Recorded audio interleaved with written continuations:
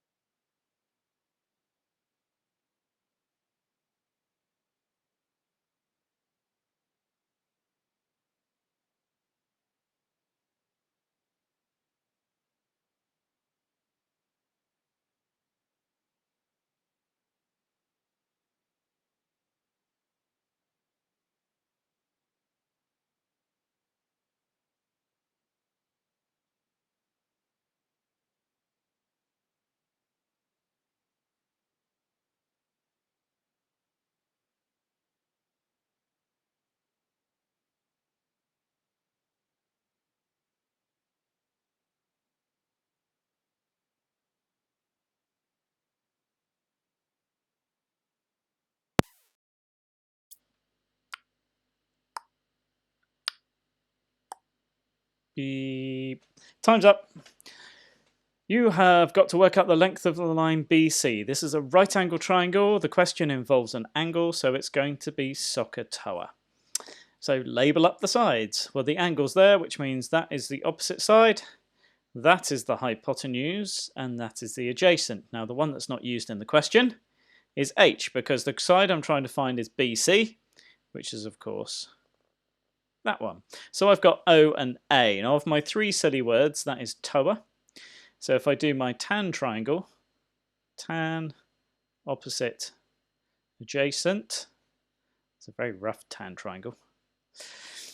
I'm trying to find the opposite one, so if I cover up the top of there, the maths I'm left with is tan of the angle, because sine, cos and tan are always of the angle, times by the adjacent, so times by 8.7 will equal the side that I want, which is 6.32091, etc., etc., etc. Okay, and 2 decimal places, the question says, so that's that one there. Check the next one across, which is 0. I don't need to round it up, so it's 6.32. Don't forget your units, and in this case it's a length, so it is centimeters, because that's what the other side is in. Work out the size of angle X. There's angle X just there. Okay, it's trigonometry again because it's a right angle triangle but involving angles. So the angle looks at that side, so that's opposite. That's the hypotenuse up there, and this is the adjacent. Now the hypotenuse isn't in the question, so it's just O and A. But I'm trying to find the angle this time. Now the angle is sine, cos, or tan. And in this case, because we're using tan, because it's O and A, there's tan there, so that's the bit of the triangle I'm going to ignore. So it tells me that tan of the angle is equal to O over A, which means if I have tan of X, now I don't know what X is, but tan of the angle equals the opposite, which is 5, over the adjacent, which is 12.5. Now I don't want tan of X, I just want X, which means I need to get shifty. I need to press the shift button to get the inverse tan of everything else. It's basically solving, isn't it? We do inverse tan of both sides. This side turns into X. This side is just the inverse tan of it. So press shift, press tan to get tan to the -1.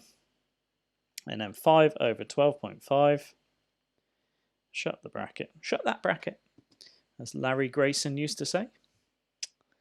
Famous old quiz show host and entertainer. Probably loved his trigonometry, I should imagine. That's etc., etc. So to 1 decimal place this time, it's 21.8 degrees. Okay, which sounds pretty reasonable. This triangle was definitely not drawn accurately. Last one, show that this must be a right angle triangle. Well, there's no angles involved in this other than we should be a right angle there somewhere. I've only got 3 sides. That means Pythagoras, which means if I take those 2 short sides and I square them both and add them together, it should be the same as the longest side, which is 17, squared. So let's have a look. Well, 8 squared plus 15 squared is 64 plus 225, which is 289.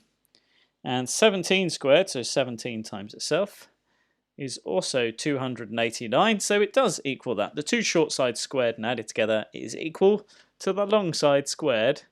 So it must be right. This is really bad writing. Angled. I think I might have to buy myself a new tablet. Okay, right. Anyway. Off you go to your main part of your lesson. Farewell, au revoir.